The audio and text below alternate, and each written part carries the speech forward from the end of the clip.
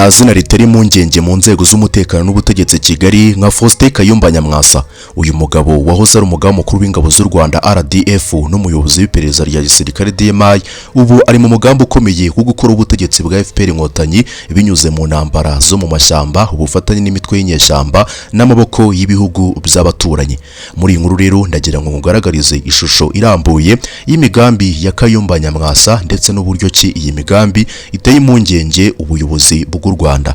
Mu by'ukuri nta wundi utavuga rumwe n'ubutegetsi bw'u Rwanda wigeze ubaho uteye impungenge nka Kayumba nyamwasa, kuko abenshi bo bakunze kugenda bitabaza imbuga nkoranyambaga ndetse n'ibitangazamakuru bitandukanye mu kuvuga imigambi yabo, ariko nta numwe wigeze utinyuka ukuyishyira mu bikorwa, yewe nta numwe wigeze ubona ubufasha nk'ubwo Kayumba nyamwasa ari kubona. Muri make Kayumba nyamwasa ashyigikiwe na benshi kandi imigambi ye ashaka kuyishyira mu bikorwa uko byagenda kose. Ikindi nakwibutsa nuko Kayumba nyamwasa mu by'ukuri atari ubwa mbere yabashyize mu bikorwa ibyo gukura ubutegetsi bw'u Rwanda cyangwa se kugerageza guhungabanya umutekano w'u Rwanda. Mu myaka yashize hari ibitero bitandukanye nyeshyamba ze zagiye zigaba ku butaka bw'u Rwanda bigahungabanya ituze ry'igihugu. Ikindi kandi hari n'ibitero bya za grenade yagiye agaba ku butaka bw'u Rwanda mu mujyi wa Kigali. Rero Kayumba nyamwasa mu by'ukuri icyo wamenya nuko atandukanye n'abandi bose mu batavuga rumwe n'ubutegetsi bw'u Rwanda. Ikaze rero cyane hano kuri Kivu News, munyemerere rwose iyi nkuru tuyinjiremo mu buryo burambuye ubashe gusobanukirwa byinshi utigeze usobanukirwa kuri dosiye ya Kayumba nyamwasa ndetse n'uburyo ki u Rwanda narwo mu by'ukuri rwiteguye ugukuraho iyi migambi ikomeje kurutera impungenge.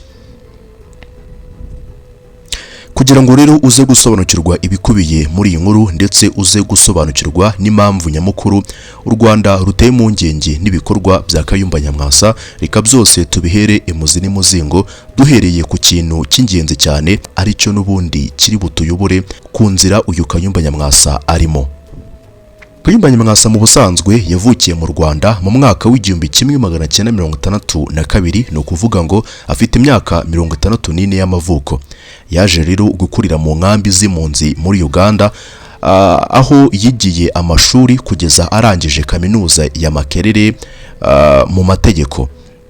Yinjiye rero mu gisirikare cya Uganda NRA mu 1986. Nyuma yaho mu mpera z'imyaka za 80 aba umwe mu bashinze umuryango wa RPF inkotanyi waje kubohora u Rwanda mu 1994.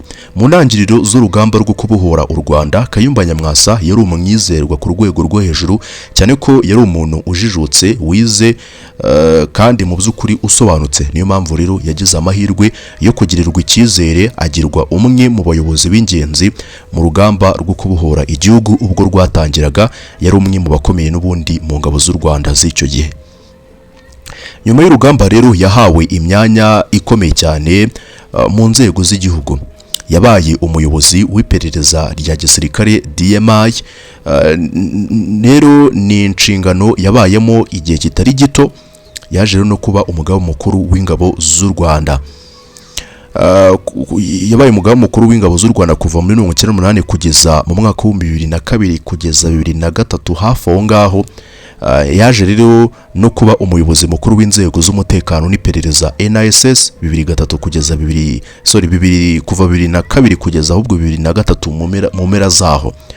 Yaje rero nanone kuba ambasaderi w'u Rwanda mu Buhinde kuva 2004 kugeza 2010. Nizo nshingano yamazemo imyaka myinshi igera n'ubundi kuri 6. Muri Gashyantare rero 2010 Kayumba nyamwasa nibwo yaturutse u Rwanda ahungira muri Afurika y'Epfo binyuze muri Uganda. Leta y'u Rwanda rero yamushinjaga icyo gihe ruswa, ubugambanyi, gushaka kwikubira ububasha mu gisirikare no kuba inyuma y'ibitero bya za grenade Kigali, iby'urukiko n'ubundi rwamuhamije rumukatira imyaka 24 adahari. Icyo kijyanye n'ubundi no kuba yaragabye ibitero ku butaka bw'u Rwanda akoresheje amagrenade. Ibyo ngibyo n'ubundi yabishinjwe yarahunze mu mwaka wa 2013-2014 hafi aho ngaho. we rero mu by'ukuri ibi ngibi yarabihakanye cyane yivuye inyuma avuga ko rwose ngo yatotezwaga kubera kutavuga rumwe na Perezida wa Repubulika Paul Kagame mu myanzuro itandukanye yagendaga afata, cyane cyane ku bigendanye ngo n'intambara yari ikomeje kubera mu burasirazuba bwa Repubulika Iharanira Demokarasi ya Kongo Kinshasa, aho mu by'ukuri ngo atumvaga intego y'iyo ntambara.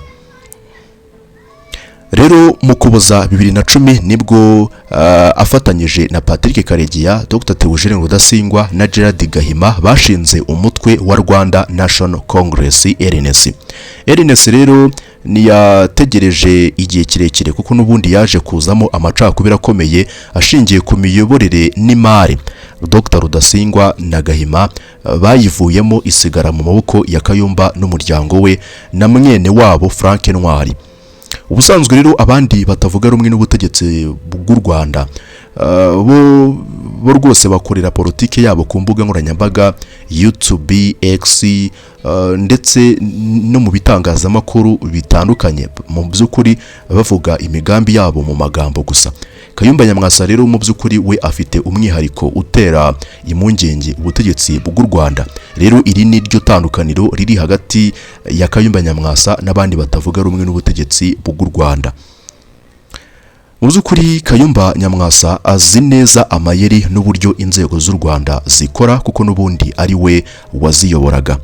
Aho gukoresha amagambo gusa, yisunze gushinga imitwe y'inyeshyamba ndetse no gukomeza gukora n'indi mitwe y'inyeshyamba itandukanye no gupanga ibitero by'ubwiyahuzi n'ubundi ku mipaka y'u Rwanda kugira ngo yinjire mu Rwanda. Kandi ibyo ngibyo yanabigerageje bwa mbere amaze imyaka mike ari i Pretoria.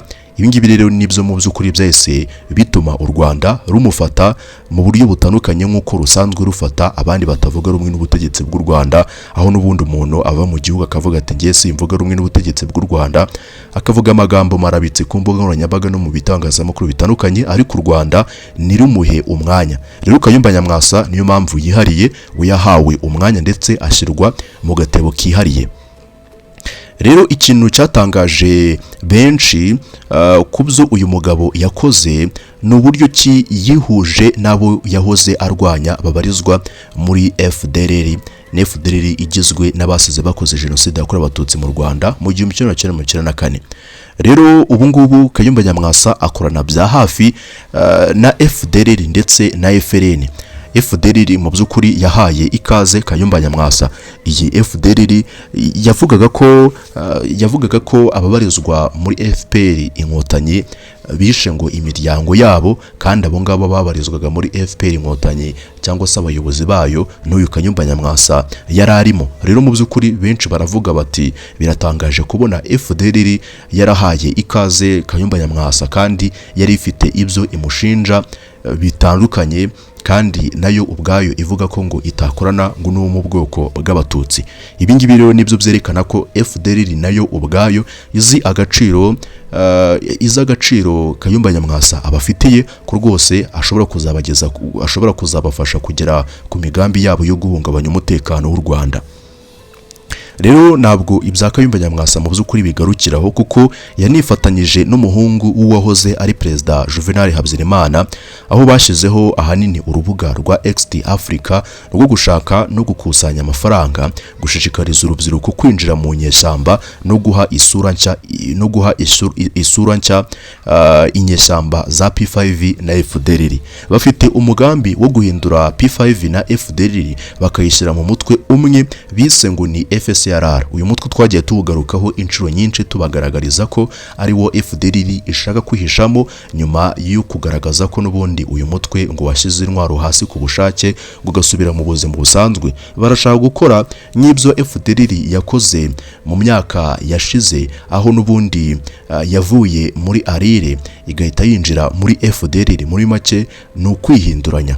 Rero niwo mugambi Kayumba Nyamwasa ndetse na Jean Habyarimana bafite, muri make bahuje amaboko. Uyu Kayumba Nyamwasa yabarizwaga mu ngabo za RPF zishinjwa n'umuryango wa Juvenal Habyarimana ukuba barishe n'ubundi wahoze ari perezida w'u Rwanda Juvenal Habyarimana bahanuye indege ye. Umuryango wa Juvenal Habyarimana ubwe nawo wemeye kwakira uyu Kayumba Nyamwasa wabarizwaga mu ngabo ngo zagize uruhare mu kubambura ibyo bari batunze, zagize uruhare mu kubahekura, zagize uruhare mu kubagira impunzi. Rero Kayumba Nyamwasa mu by'ukuri uyu muryango wa Juvenal Habyarimana nawo uzi agaciro mu by'ukuri abafitiye, bamufata rwose nka zahabu kuri bo kuko ngo afite ubunaribonye kandi ngo azi amakuru y'ingenzi n'ibindi byinshi ku butegetsi arwanya, kandi uwo muryango wa Juvenal Habyarimana nawo wifuza kurwanya no gukuraho. Rero amakuru atandukanye ndetse na za raporo z'impuguke za ONU mu by'ukuri zerekana nanone uburyo ibihugu by'abaturanyi n'ibyo mu mahanga iyo za kure bifasha uyu Kayumba Nyamwasa. Ibi n'ubundi nibyo birushaho kugaragaza uburyo ki Kayumba Nyamwasa mu by'ukuri afite buri kimwe mu bigendanye no gushyira mu bikorwa imigambi ye afitiye ubuyobozi bw'u Rwanda. Reka wenda nkugaragarize ishusho y'ibihugu byose bifasha Kayumba Nyamwasa. Igihugu cya mbere n'ubundi nk'uko wakomeje kugenda ubyumva ni Repubulika Iharanira Demokarasi ya Kongo Kinshasa n'ubundi iha inyeshyamba za Kayumba Nyamwasa ibirindiro iyo ngiyo mu mashyamba ya Repubulika ya Demokarasi ya Kongo Kinshasa yabahaye agace bagomba kuyobora. Kinshasa ibaha intwaro, ibaha impuzankano ndetse ibashyira no mu matsinda, ibaha n'uburyo bwo gukorana na FDLR n'ingabo za leta ya Kongo Kinshasa. Gusa ariko ibingibi bifite igiciro. Kinshasa yemera gufasha inyeshyamba za Kayumba Nyamwasa mu kuziha aho gutura, muri make mu kuziha adresse, mu kuziha intwaro, ibiribwa no kuziha amafaranga, ariko nanone nawe bakamufasha ibikorwa byo kurwanya abarwanyi b'umutwe wa AFC M23. Nicyo giciro n'ubundi Kisekedi yatse Kayumba Nyamwasa mbere yuko nawe amufasha kugera ku ntego ze afite, mu kugera ku ntego ze afitiye ubutegetsi bw'u Rwanda. Ku mwanya wa kabiri rero turasanga igihugu cy'u Burundi, ubutegetsi bwa Gitega. Inzego z'umutekano za Gitega zihana none nazo umwanya w'ibirindiro inyeshyamba za FRN na P5 iyo mu mashyamba ya za Kibira, ngo n'ubundi bazayifashishe mu bikorwa byo kurwanya u Rwanda. Ibi ngibi muzi ukuri byagiye bigaragara cyane kuko ahangaha i Bujumbura nanone hagiye habera ibikorwa by'inama zagiye zihuza inyeshyamba cyangwa se ubuyobozi bw'inyeshyamba za FDLR na P5 ndetse n'abandi twavuga ko ari intumwa za Kayumba Nyamwasa, mu biganiro n'ubundi byo kurebera hamwe uburyo hatangira kubaho imikoranire hagati y'aba bombi. Igihugu cya gatatu rero na Afurika y'Epfo. Afurika y'Epfo yo ni ingenzi cyane mu bigendanye n'imigambi ya Kayumba Nyamwasa. Afurika y'Epfo n'ubundi imuha ubuhungiro n'uburinzi i Pretoria kuva mu mwaka wa 2010. Ahangaha i Pretoria Kayumba Nyamwasa afite aho atuye, afite inzu nziza aho abana n'umuryango we mu by'ukuri babayeho neza, adafite South Africa. Mu by'ukuri ubuzima bwe bwaba buri mu kaga nta nubwo yaba akiri kumwe n'umuryango we. Mu by'ukuri biragoye kugenzura impamvu Afurika y'Epfo yemeye kuryama inyuma ya Kayumba Nyamwasa mu gihe iyi Afurika y'Epfo mu by'ukuri nta makimbirane azwi ifitanye n'ubuyobozi bw'u Rwanda. Afurika y'Epfo nta makimbirane mu by'ukuri azwi yaba ifitanye n'ubutegetsi bw'u Rwanda yatumye afasha Kayumba Nyamwasa amuryamaho, kandi Kayumba Nyamwasa ntabwo ari umuntu w'igitangaza cyane ufitiye akamaro ubutegetsi bwa Pretoria. Niyo mpamvu rero mu by'ukuri ibigendanye n'umubano wa Afurika y'Epfo na Kayumba Nyamwasa bikiri urujijo. Rero mu by'ukuri bamwemerera kuhakorera nanone inama zitandukanye zo gukusanya inkunga n'ibindi byinshi bitandukanye mu bigendanye n'ubukangurambaga bwa RNC. Ikindi gihugu rero mu by'ukuri kivugwa muri ibi bikorwa ni Ububirigi. Ububirigi rero bufatwa nk'izingiro rya politike no gushaka abafatanyabikorwa bo mu Burayi. nka Jambo SBR na Fidiyu Inkingi. Ahangaha mu Bubiligi niho habera inama mpuzamahanga zo gukusanya abaterankunga bifuza gutera inkunga ibikorwa bya Kayumba Nyamwasa. Rero Ububiligi nabwo mu by'ukuri biragoye kugenzura impamvu nyamukuru bushaka kwihisha inyuma ya Kayumba Nyamwasa, ariko ibigendanye n'umubano w'Ububiligi na Kayumba Nyamwasa ubayeho ejo bundi igihe yatangira gukorana n'umuryango wa Juvenal Habyarimana, nibwo Kayumba Nyamwasa yatangiye kwegerana n'Ububiligi. Ibingibi n'ubundi bisobanuye ko Ububiligi bwagiye inyuma ya Kayumba Nyamwasa bitewe no kuba umubano Ububiligi bwari bufitanye n'u Rwanda warazahaye ibintu bikarushaho kuba bibi cyane. Rero mu by'ukuri leta y'u Rwanda n'ingabo za RDF nazo zikomeje kuba maso cyane nyuma y'ibi bikorwa bya Kayumba Nyamwasa. RDF yongereye abasirikare binoranwa ku mipaka ya Kongo n'u Burundi, kuko ahangaha nk'uko wabyumvise niho Kayumba ashaka kwifashisha mu bikorwa n'ubundi bigamije guhungabanya ituze n'umutekano by'u Rwanda.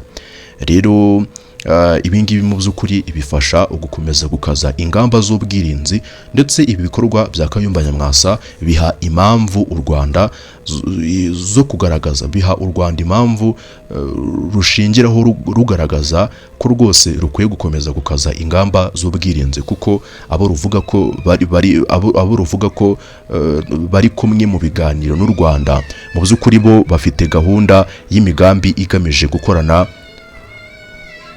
bafite imigambi yo gukomeza gukorana n'abatavuga rumwe n'ubutegetsi bw'u Rwanda mu migambi rwose yo kururwanya. Kinshasa iravuga iti twebwe turi mu biganiro, twebwe dukomeje kubahiriza ibyo dusabwa n'amasezerano ya Washington, nyamara kandi bari mu mugambi wo gufasha buri umwe wese wifuza guhungabanya ituze n'umutekano by'u Rwanda. Rero Perezida Paul Kagame mu by'ukuri yavuze ko Kayumba n'abo bakorana ari abagambanyi kandi bakwiye gukurikiranwa n'ubutabera. Ashimangira ko umutekano w'u Rwanda mu by'ukuri utazigera uhungabanywa n'ibyo bikorwa byabo, ko u Rwanda rwiteguye kubarwanya mu bikorwa ibyo ari byo byose bari gutegura, kandi ko batazamenya mu by'ukuri ikibakubise. General James Kabarebe ndetse na General Fred Bingira nabo ni kenshi bagiye bavuga kuri Kayumba Nyamwasa. Mu by'ukuri aba basirikare General James Kabarebe na General Fred Bingira bahoze ari inshuti z'akadasohoka za Kayumba Nyamwasa, baramuze neza, bahoze bari kumwe mu rugamba. Rero mu by'ukuri bagaragaza ko Kayumba Nyamwasa ari umugambanyi ukomeye cyane, umuntu wisunze FDL n'umuryango wa Habyarimana yahoze arwanya azi amabi yabo. Mu by'ukuri bagaragaza ko Kayumba Nyamwasa ari ikigwari, ndetse ibi byose binagaragarira mu migambi akomeje gutegura igamije n'ubundi guhungabanya ituze ry'u Rwanda. Nubwo rero Kayumba Nyamwasa n'ubundi n'ihuriro rya P5 bagambiriye gukoresha ubutaka bwa Kongo n'u Burundi nk'ikiraro cyo gutera u Rwanda, ibintu kuri ubu ngubu ni birimo kubahira ku rugamba mu burasirazuba bwa Repubulika ya Demokarasi ya Kongo Kinshasa, kuko barasabwa kubanza guhangana n'abarwanyi b'umutwe wa AFC M23 kugira ngo babone amayira abageza n'ubundi ugutangira ibikorwa byabo byo guhungabanya ituze ry'u Rwanda. Inyeshyamba za P5 na FDLR ziri mu ihuriro rimwe n'ingabo za FARDC n'imitwe ya Wazalendo mu kurwanya umutwe wa M23 muri Kivu y'Amajyaruguru n'iy'Amajyepfo kugira ngo babone inzira, ariko M23 kuva n'ubundi yafata ibice byose iri huriro ry'ingabo za leta ya Kongo Kinshasa ryari gukoresha mu bikorwa byo guhungabanya ituze ry'u Rwanda. Ibice byose kuri ubu ngubu bibarizwa mu maboko y'abarwanya b'umutwe wa AFC M23, yaba ibyegereye Uganda ndetse n'ibyegereye u Rwanda, za Bukavu, za Goma n'ahandi henshi hatandukanye higaruriwe n'abarwanyi b'umutwe wa AFC M23. Rero AFC M23 mu by'ukuri niyo mpamvu u Rwanda rwagaragaje ko ifatiye runini u Rwanda, ari niyo mpamvu u Rwanda rutifuza ko M23 yarekura aho yafashe, kuko n'ubundi ibyo bisobanuye ikintu kinini cyane ku mutekano w'u Rwanda. Rero nanone aho kuva mu mashyamba ngo begere ku mupaka w'u Rwanda, ubu ngubu barwanira ku butaka bwa Kongo, bazerera mu misozi za Minembwe n'iyo ngiyo mu misozi miremire. Ibi bituma n'ubundi batakaza abarwanyi n'ibikoresho mu ntambara z'imbere muri Kongo, aho kwerekeza ku mugambi wabo w'umwimerere. Muri make ibingibi bishobora kuzabatinza bakazagera ku butaka bw'u Rwanda rwose baratakaje imbaraga, ku buryo batazigera babasha rwose guhangana n'ingabo z'u Rwanda n'umunsi umwe gusa.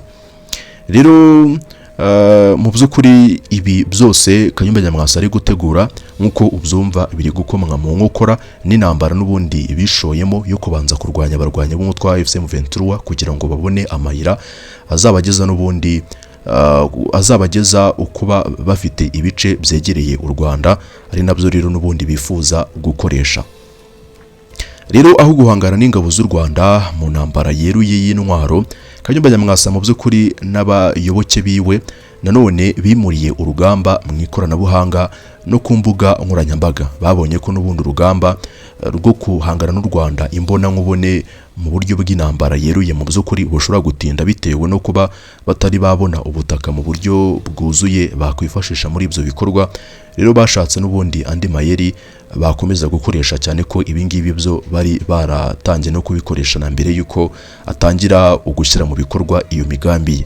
Rero icyambere ari gukoresha ndetse akomeje gukoresha n'imbuga nkoranyambaga ze ndetse n'ibitangazamakuru bye birimo radio Itahuka.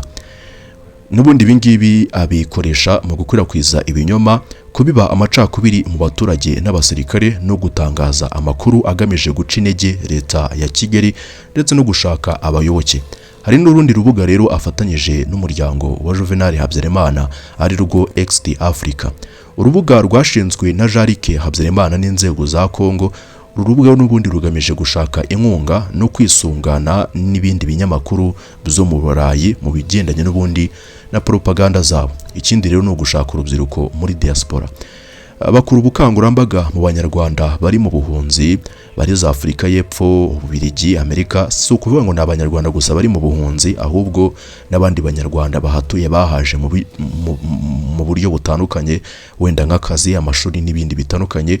Batangiye mu by'ukuri gushaka uburyo bwo kubashuka ngo batange amafaranga no gushishikariza urubyiruko rwabo kujya n'ubundi muri izo nyeshyamba. Leta y'u Rwanda rero nayo rwose mu by'ukuri ikoresha inzego zayo z'ubutasi n'abayobozi b'inararibonye muri ibikorwa bya Kayumba Nyamwasa mu bigendanye n'ubundi no kuburira urubyiruko rutuye mu mahanga ko Kayumba Nyamwasa ari umwanzi bakwiye kugendera kure cyane, kandi ko badakwiye kwitabira ibikorwa bye kuko n'ubundi bigamije uguhungabanya ituze ry'u Rwanda, igihugu cyabo n'ubundi bakomokamo ko amahoro ari yose. Rero ko hari abifuza n'ubundi kuyahungabanya. Rero mu by'ukuri ibikorwa n'imigambi ya Kayumba Nyamwasa ku mutekano w'u Rwanda n'akarere mu by'ukuri bishobora kugana aharindimuka bitewe n'uburyo ki abasesenguzi magingo yangaya babigaragaza. Mu by'ukuri ingabo za RDF zo zakomeje kuba maso 100% ku mipaka ya Kongo n'u Burundi, naho inyeshyamba za P5 FLN na FDLR zo zagumye n'ubundi gucibwa intege mu ntambara bakomeje guhanganamo n'inyeshyamba z'umutwe wa M23. Nta gice na kimwe n'ubundi bari babasha kwambura aba barwanya kuva iyi ntambara bayitangira. Ibingibi rero bizatuma n'ubundi uyu mugambi uba impfabusa burundu, Kayumba asigare ku mbuga nkoranyambaga gusa avuga. Rero niba Kinshasa na Gitega bakomeje n'ubundi kumuha ubufasha, Kayumba mu by'ukuri nabashe kuzuza ibyo asabwa, n'ubundi Kinshasa na Gitega bazamukuraho amaboko kuko nibakomeza gushora mu muntu utari gutanga umusaruro ufatika cyangwa se utari kugera ku ntego zo kurwanya abarwanyi b'umutwe wa M23. Nyamara kandi bari bamwitezeho ubuhanga bwe kuko ngo ni umuntu warwanya urugamba wahiritse ubutegetsi bwa Juvenal Habyarimana. We avuga ko rwose ngo yabigizemo uruhare mu buryo bukomeye cyane. Rero mu by'ukuri bari bamwizeye. Rero ihinduka ry'umwuka wa politike muri Afurika y'Epfo cyangwa se ubwiyunge muri diplomasi y'akarere k'ibiyaga bigari nanone rishobora gukura Kayumba mu bwihisho, kuko Pretoria ntabwo izakomeza n'ubundi kutavuga rumwe neza n'ubuyobozi bw'u Rwanda. Igihe kizagira ubutegetsi buhinduke kandi sekera cyane. Na myaka 5 mu by'ukuri iri imbere Kayumba Nyamwasa afite akibashije gukomeza kubona ubuhungiro i Pretoria, kuko Pretoria nubwo icumbikiye Kayumba Nyamwasa mu by'ukuri ugiye gusesengura usanga nta nyungu ifatika Pretoria ifite mu gukomeza guha ubufasha bwose Kayumba Nyamwasa. Rero Kayumba Nyamwasa mu by'ukuri ibi byose ari gukora bisa nkaho nanone biri aharindimuka nubwo nanone biteye impungenge ubuyobozi bw'u Rwanda, ariko nanone urebeye mu mboni mu by'ukuri urebeye mu yindi shusho usanga mu by'ukuri ibi bikorwa bya Kayumba Nyamwasa ari ibikorwa nanone bishobora kutazamara igihe kirekire cyane. Ariko nanone ibyo ngibyo ntabwo bituma u Rwanda rwirara ruti Kayumba Nyamwasa n'ubundi ntabwo azigera abasha kugera ku ntego ziwe, ahubwo rwo rukomeza n'ubundi gukora igishoboka cyose kugira ngo nihazagire n'ibisigazwa by'ibikorwa bye bizagwa ku butaka bw'u Rwanda, ko byose rwose bizaburira n'ubundi iyo mu mahanga kandi ntibigire ingaruka n'imwe n'ubundi ku baturage b'u Rwanda. Rero u Rwanda rwo rurakomeza gukora igishoboka cyose mu bigendanye no kuba Kayumba Nyamwasa yazazanwa n'ubundi ku butaka bw'u Rwanda ari muzima. Mbere ari muzima mu by'ukuri u Rwanda rwo icyo wabona nuko rutifuza ko Kayumba Nyamwasa yazapfira imahanga, ahubwo rwifuza ko yazazanwa mu Rwanda agahanwa n'ubutabera mu buryo rwose bufatika, cyane ko rwose kuri ubu ngubu Pretoria imukingiye ikibaba atari ibintu bizamara igihe kirekire cyane. Ikindi kandi nanone ibihugu byombi Kongo ndetse n'u Rwanda nabyo mu by'ukuri nubwo biri mu makimbirane, ariko nanone amahoro ibihugu byombi nibyo byifuza. Rero igihe Kisekedi azahinduka akemera n'ubundi kunga ubumwe n'u Rwanda, ibya Kayumba Nyamwasa bizaba bigeze ku musozo. Ndabashimiye cyane.